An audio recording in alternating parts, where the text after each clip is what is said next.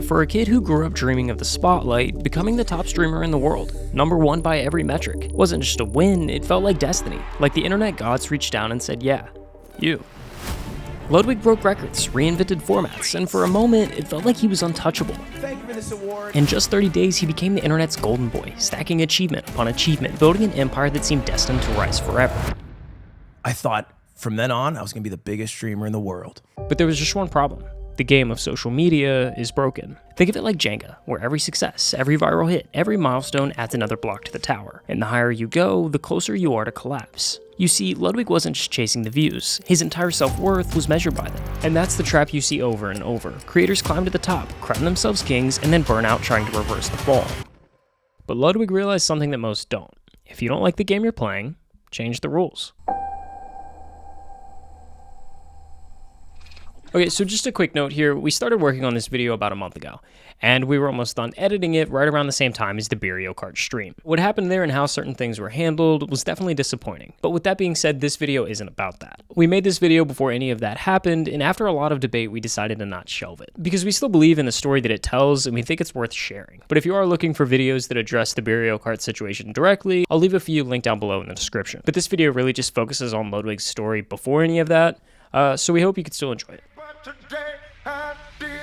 The story of Ludwig really begins in 2005, and during a 5th grade class presentation, he debuted a parody of the novel My Brother Sam is Dead, in which he cleverly retitled My Brother Slam is Dead. When he read one of his favorite jokes aloud, the classroom burst into laughter, and right there in that moment, the spotlight turned on. The dopamine hit, and he was hooked. From that point on, Ludwig was everywhere he could be, singing in the choir, co-starring in plays, leading pep rallies, and hosting school events like it was late night TV. Alright, up next we have the interview portion, where all contestants will be lined up and at random selected with the spotlight to answer a question.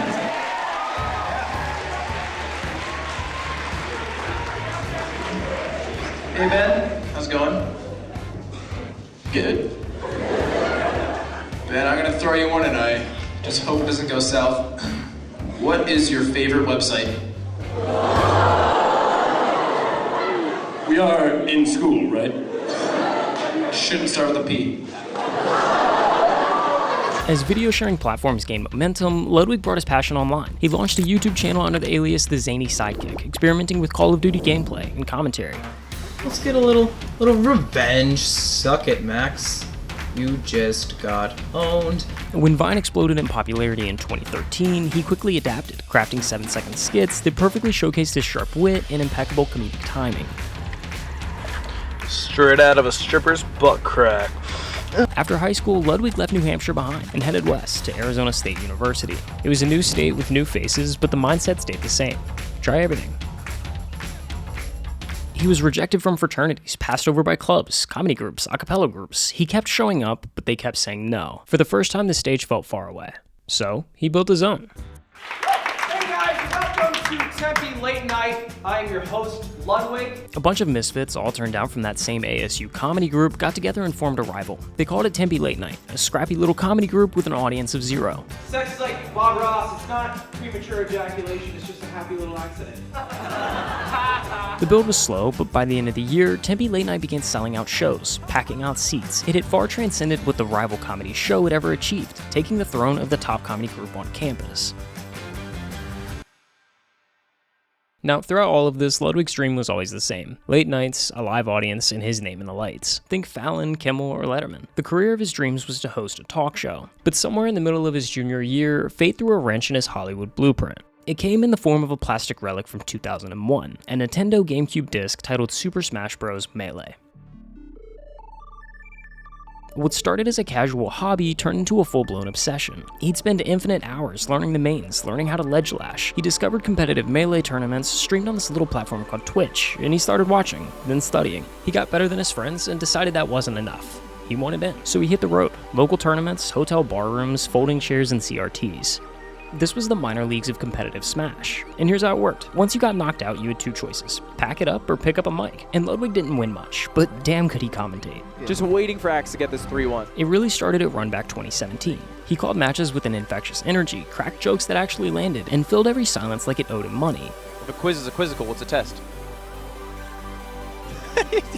And somewhere between the losers bracket and the after parties, Ludwig began to grow a name for himself in the Melee community. As his presence grew, so did his circle. He started running with some of the big names in the Melee world, guys who were already super well known in the scene, people like Slime. And that mattered, because for a while, Ludwig wasn't the guy. He was friends with the guy. I love Slime. Have you met Slime? I've met Slime. I'm a big fan of Slime. Okay, yeah, he's a legend. Now, remember Slime because he's going to be important later. But meanwhile, Ludwig had graduated college and made the leap, fully moved to LA, ready to start his first big boy job, running the website for a wine and spirits magazine. For a few glorious days, things were great. He wore button-ups, he showed up early, he felt important. But just weeks later, he was fired. Something about screwing up the site and maybe lying on his resume.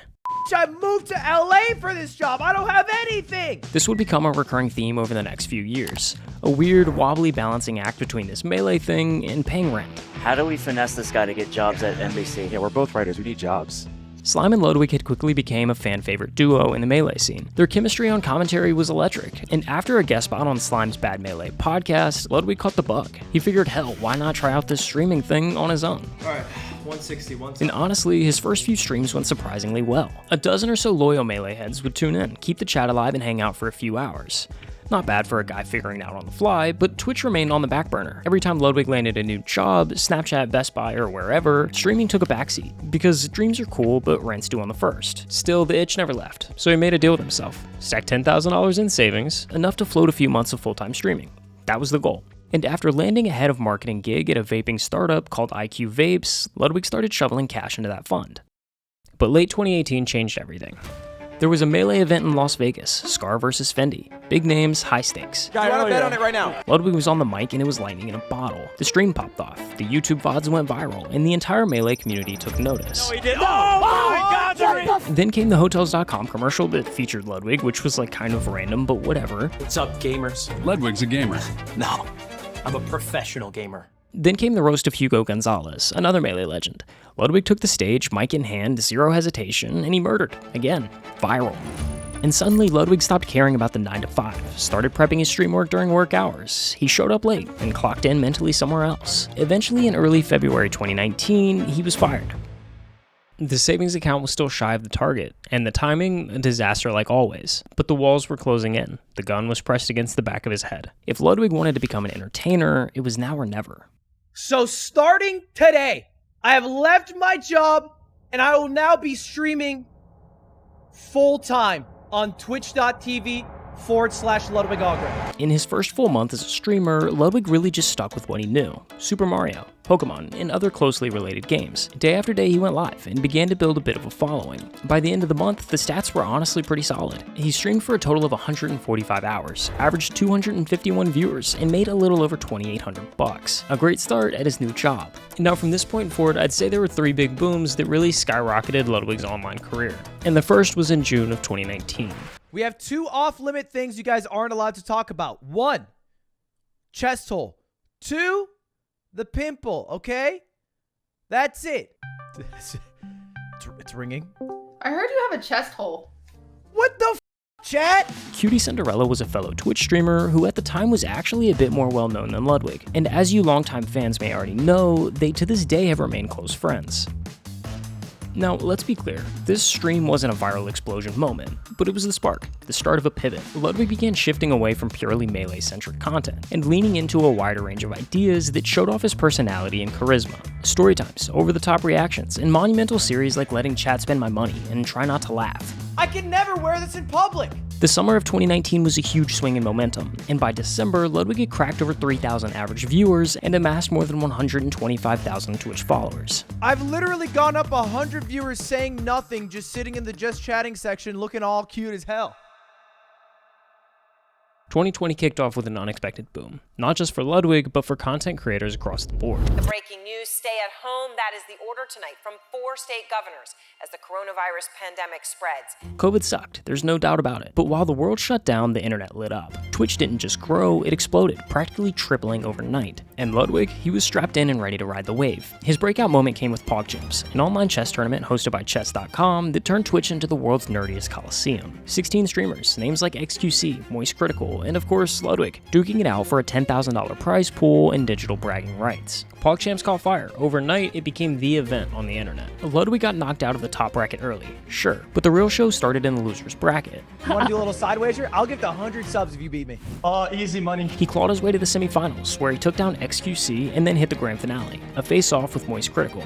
Over 72,000 viewers tuned in live. It was by far Ludwig's most watched stream ever, smashing his previous peak by over 56,000. He lost the final in Game 3, but it didn't matter, because Ludwig was becoming a household name. I am Ludwig, Knight of the Moguls, fighter for the free. What do we stand for? Love, life, and subscribing to my YouTube channel at youtube.com/Ludwig Ahgren. From there, he latched on to breakout trends like Among Us, kept the content flowing with Cutie Cinderella, and started rolling out new segments, an original series that turned his channel into a goldmine of viral moments and inside jokes. Every week, there was something new, something shareable, memeable, unforgettable. Yeah, shirtless 10-year-old in my room. Woo! But it wasn't just the content, it was the grind. From July through December, Ludwig streamed like a machine. Out of the 183 days, he was live for 175. That's only 8 days off in 6 months. And it paid off. By the year's end, he had cracked 1 million followers on Twitch and 1 million subs on YouTube. 2 platforms, 2 huge milestones, and 1 relentless creator.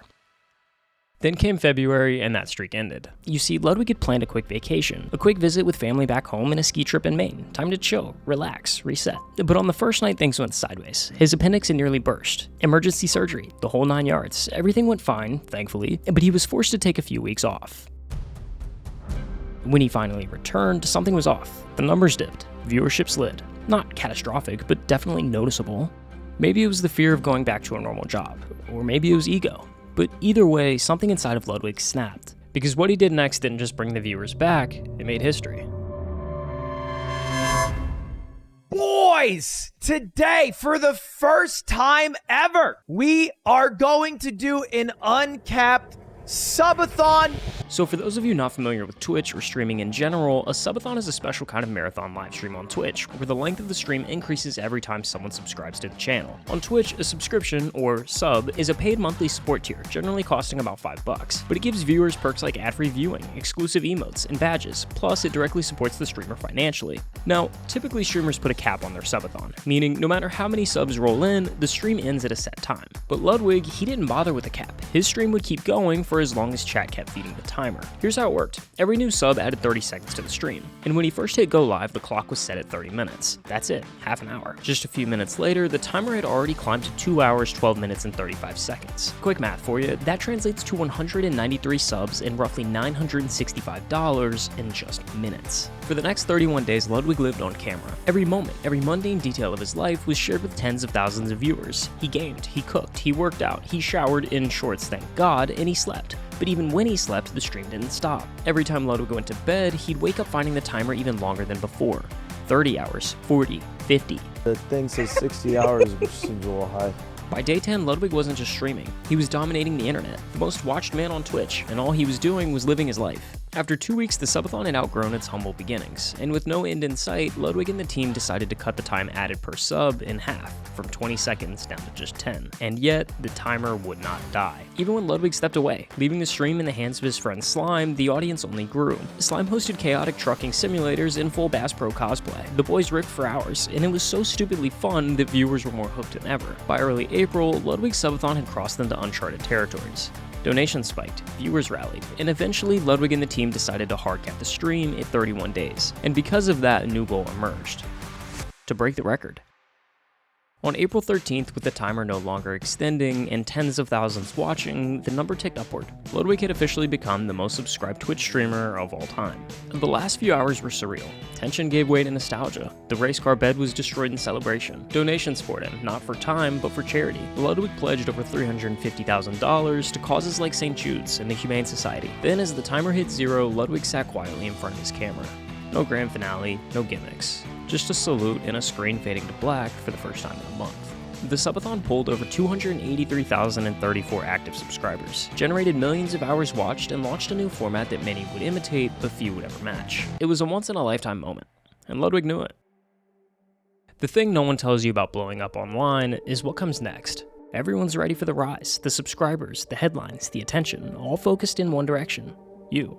In the content world, most creators only get one act. You blow up, you ride the high, and eventually you fade. It's nothing personal, it's just the nature of the game. Here's what happened. The subathon ended, and I got 283,000 subs. I was the most sub streamer, bunch of media attention around it.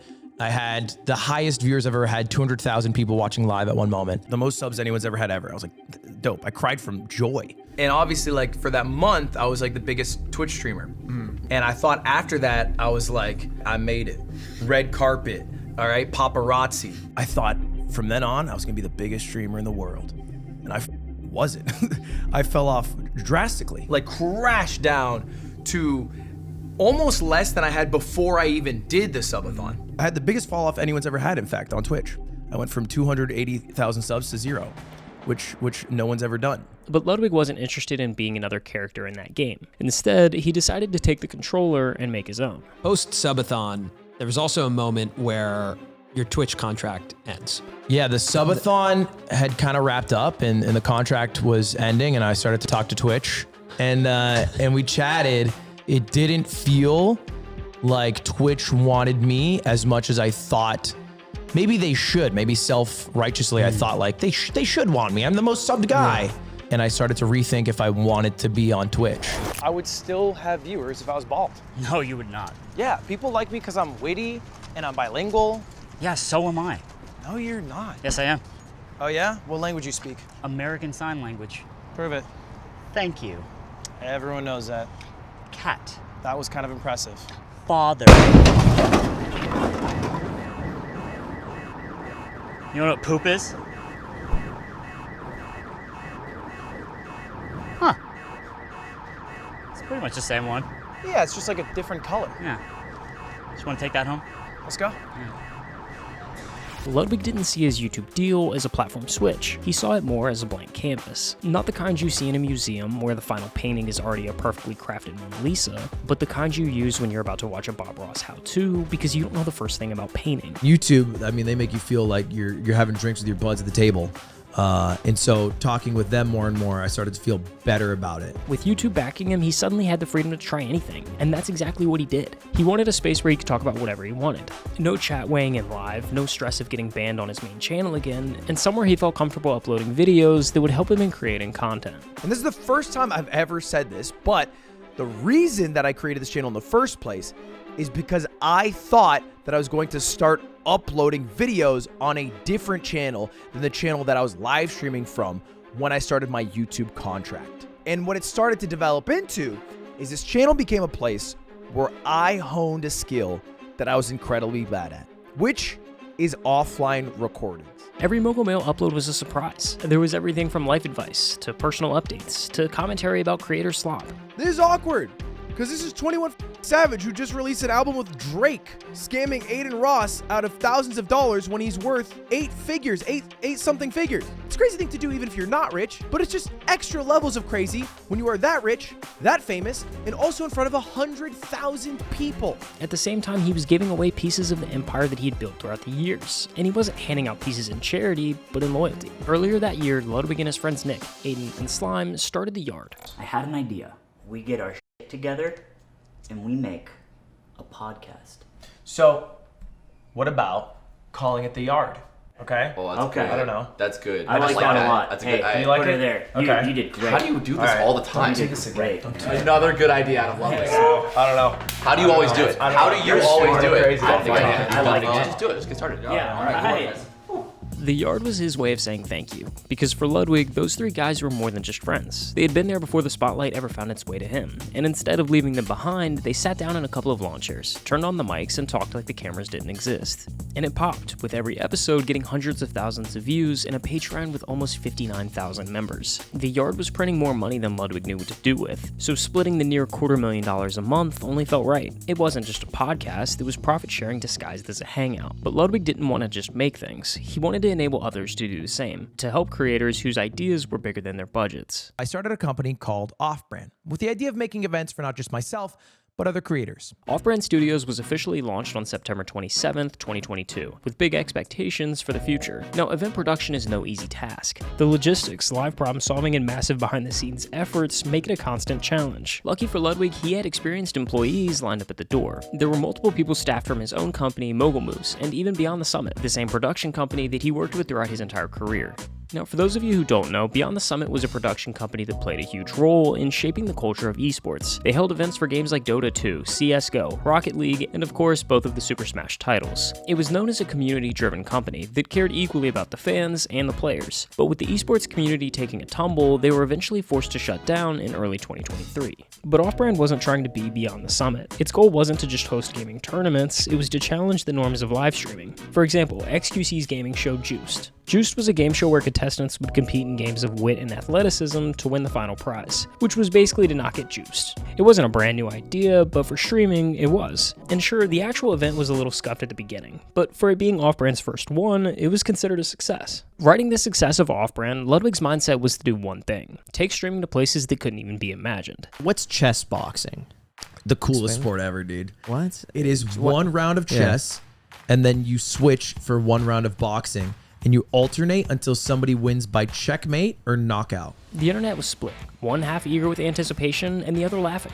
But both sides ended up tuning in, with the stream getting 315,000 peak viewers, close to a full 100K more than his month-long subathon. The thought of the event was so far-fetched that it shouldn't have worked, and depending on how you look at it, it didn't.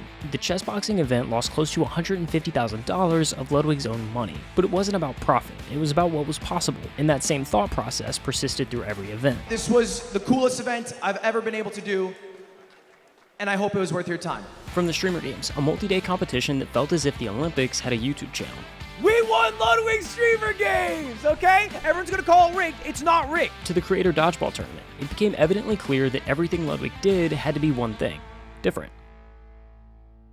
And for a while, that's exactly what Offbrand was, a successful production company behind multiple events, many of which pulled a substantial viewership. But by late 2024, Offbrand began to eerily resemble Beyond the Summit in more ways than one. Cracks started to show in a business model that proved nearly impossible to sustain. Production costs exceeded what most creators were willing or able to pay. In the end, the combination of an unstable industry and financial mismanagement led Offbrand to officially shut down on December 13th, 2024. Unfortunately, yesterday we had to announce that we're closing down the production side of Offbrand.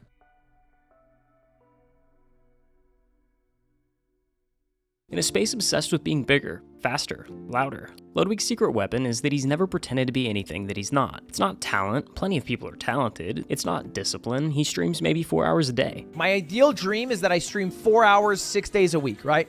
I have done maybe 4 hours, 6 days this month. Okay? And the month is damn near over. It's not luck. He's made his fair share of mistakes. What makes him stick out among a crowd is how little he hides. How he not only shares his wins, but also his losses. He made the Yard's Patreon numbers public, helped creators' ideas come to life, and paved the way for others to follow. At the same time, he's admitted to hating his second channel, Mogul Mail. I don't like talking about these things. It's not like a big mood lifter for my day. In addition to not wanting to make stuff that I don't think is good, making stuff that is incredibly heavy has made it harder. When his company Offbrand eventually was forced to close its production branch, he didn't shy away about why. So the issue was less that events don't make money, but more so that the appetite from creators for events of that scale at the cadence it would need to be would not allow people to be employed full-time. He's been brutally honest about his fears of parasocial relationships with his fans. You shouldn't form a relationship with me. At the end of the day, I'm entertainment.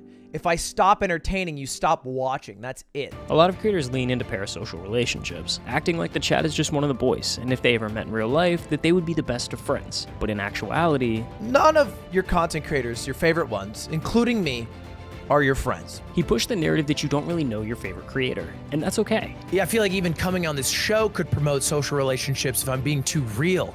Yeah. And then they're like, damn, Ludwig's so real, I actually like him now. And then they give me their money.